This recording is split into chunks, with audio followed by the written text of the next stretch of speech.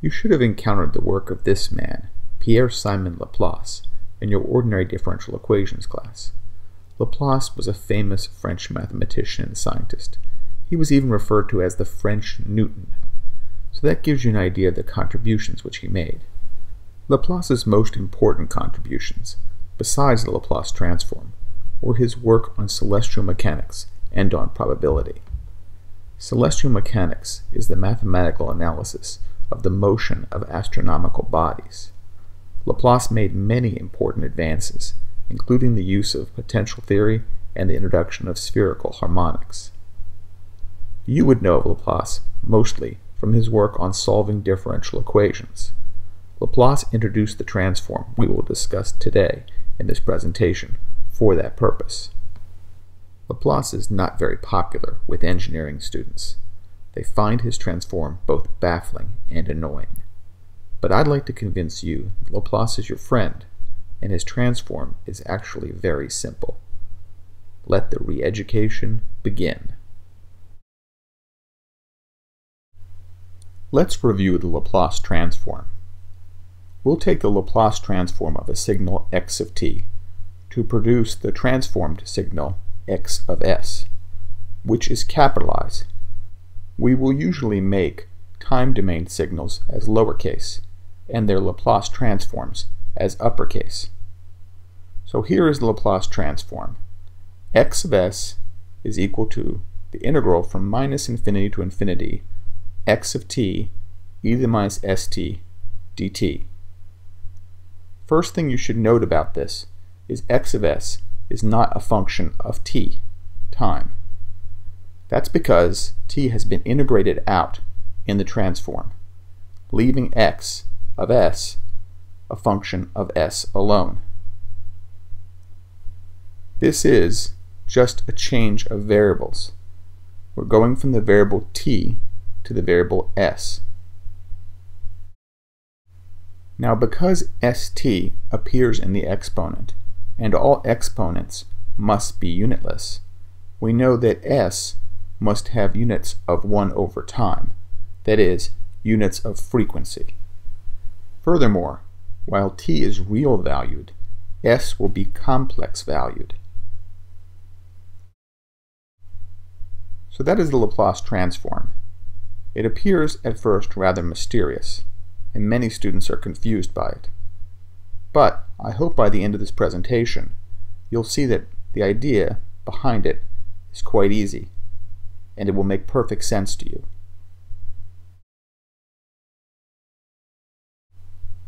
The Laplace transform is a tool that we'll be using throughout the rest of this course. It's very powerful and gives us a tremendous insight into signals and systems. But we can only employ it for linear time invariant systems. It's rather useless for any system that is not linear and time invariant. X of t is referred to as the time domain representation of the signal. X of s is referred to as the frequency domain representation. So we'll speak about these two different domains, the time domain and the frequency domain. Both perspectives are useful for analyzing systems. So what is the big idea behind the Laplace transform? Why is it so useful, and why do we study it? On this slide, I've basically put the whole secret before you. Once you fully understand this, you'll completely understand the Laplace transform. Now this really is a secret to most people. There are people who use the Laplace transform all the time who don't really understand how it works. So I'm really letting you in on something here. So what is the big idea behind the Laplace transform? Earlier, when we discussed convolution, we found we could break up an input signal into a series of pulses. We wrote x of t is the sum over the pulses I of x I delta t, p of t minus I delta t. And from that representation, and knowing the response to a pulse, we could find the response to an arbitrary input. This was the idea behind the convolution integral. The key idea was breaking up a signal into the sum of pulses, or for the convolution integral, an integral of impulses. The big idea with the Laplace transform is that we could break up the signal x of t in a different way, and this different way will be very useful, as we'll show. We break up x of t into the sum of everlasting exponentials, not pulses, as before with convolution. X of t would be the sum of capital Xi e to the SIT. Capital Xi is a coefficient, and Si is a complex number. But all this says is that we're taking x of t and we're writing it as a sum of some coefficients times some everlasting exponentials. It's just a different way of breaking up the signal, x of t. The Laplace transform simply says how to find the coefficients, capital X sub I. That notion is 90% of the Laplace transform. The other 10% is just some mathematical details. That's all there is to it. So it's really not that mysterious or that complicated. It's such a simple idea, you may have missed the central points. Let's just review quickly again. X of t is the time domain signal, and x of s is the frequency domain signal. X of s are the coefficients that we need to represent x of t in terms of everlasting exponentials. To accurately represent any arbitrary x of t, we will need an infinite number of exponentials to be added together, just like we need an infinite number of pulses to make an arbitrary signal. Because we need to add together an infinite number of everlasting exponentials, we'll need to do an integral rather than the summation. The coefficients in front of each everlasting exponential, e to the st, will be x of s. The Laplace transform tells you how to get the coefficients, x of s, from the signal, x of t. The inverse Laplace transform says how to reconstruct the signal, x of t, from the coefficients. Here is the inverse Laplace transform. X of t equals 1 over 2 pi j integral of x of s times e to the st ds.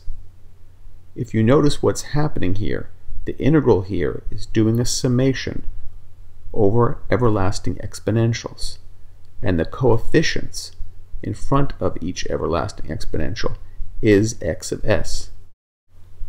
This is precisely the secret that I told you about. This summation, the integral, is being done over values of s along a line in a complex plane. We can choose this line somewhat arbitrarily. The line must be in the region of convergence for the integral, but otherwise we may choose it as we wish. The coefficients will automatically be adjusted depending upon what line we go on. So the reconstruction of the exponential will always work out. Thus, we really don't need to specify which line we're going to use. We just need to know that such a line exists. This is one of those mathematical details that we don't have to concern ourselves with when we use the Laplace transform in application. So you should remember, the Laplace transform is simply a technique for finding the coefficients of the everlasting exponentials. The inverse Laplace transform is just combining the everlasting exponentials together with their coefficients, summing it all up to reconstruct the signal x of t. I have written a MATLAB code that does this summation, the summation that is in the inverse Laplace transform that reconstructs x of t. Now this code doesn't actually do the inverse Laplace transform reconstruction. That would require doing an integral, but we can approximate an integral by a finite summation of a number of terms. And that's what this code does. It does a summation over a finite number of indices I of xi e to the sit, just like you saw on the previous page. So rather than the integral, I'll do a summation of xi e to the sit for a finite number of terms. And we'll see how good this approximation is by adjusting the number of terms that are in the summation. Of course, the coefficients, the xi's, will be found through the Laplace transform. For this example, we'll look at how well we can approximate a causal ramp signal. We'll start off approximating the ramp signal with a summation of only 10 e to the st terms. We'll press the green arrow compute button on the MATLAB window and see how well this works. The red line is our causal ramp signal, and the blue line is the sum of our everlasting exponential terms. We clearly need to have more than 10 terms to approximate the ramp signal well. Let's now do the approximation with 30 terms. So we'll change n to be 30 in the code, and then we'll press the green arrow again and execute the program. And what we'll find is a much better approximation of our ramp.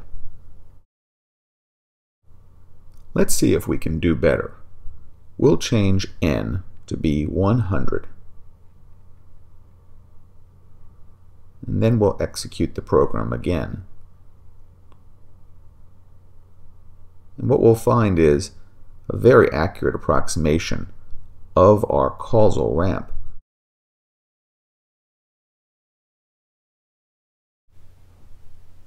So now I've said the idea several times, over several different slides. So I hope that it's sinking into you what the Laplace transform is. But now the question should be occurring to you, why? Why do we want to break up the signal x of t into a sum of everlasting exponentials? What could be accomplished by doing this? If you remember, the everlasting exponential had a very special relationship with linear systems. We saw that the everlasting exponential, when applied as an input to a linear system, would produce an everlasting exponential as an output. The only difference between the input and the output is that the output would have a coefficient, h of s, multiplying it. So in other words, we can find the output of a system in response to an everlasting exponential simply by multiplying the input, the everlasting exponential, by a coefficient. And that coefficient can be found from the system differential equation. That coefficient was called the transfer function. So we no longer have to do convolution to find out what the output is. If we know the input is an everlasting exponential, we can find the output by multiplication. That's a lot simpler than convolution. So the reason we want to break up x of t into the sum of everlasting exponentials is because the everlasting exponential has this very special relationship with linear systems. So now that I've clued you in to the secrets of the Laplace transform, let's see how much intuition you have about this material. Let's do this by having a pop quiz. Our question is, can you Laplace transform any signal? Now, I haven't covered this material specifically within this presentation already, although there's a hint to it in what we've covered before. Why don't you think carefully about the issue of when you can find x of s from x of t? Is it always possible? I'll cut to the music while you consider the question.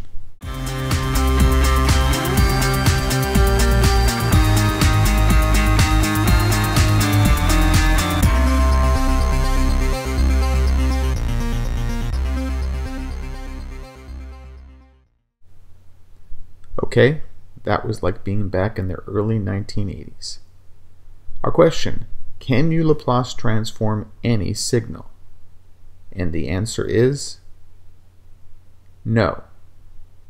We cannot Laplace transform any signal. Certain signals cannot be transformed since the integral will not converge. As it turns out, this will not cause us much problem. Most physical signals are Laplace transformable.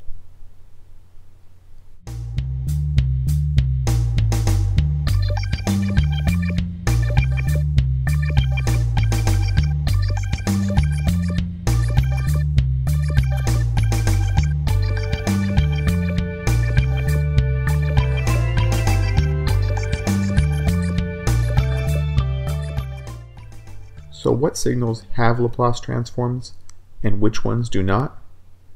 Here we give the conditions for the existence of the Laplace transform of a signal. The signal f of t will have a Laplace transform if it satisfies the following three conditions. The first condition is that f of t is a causal signal. That actually is not required for all Laplace transforms, but is required for the ones we'll use in this class, which are called unilateral Laplace transforms.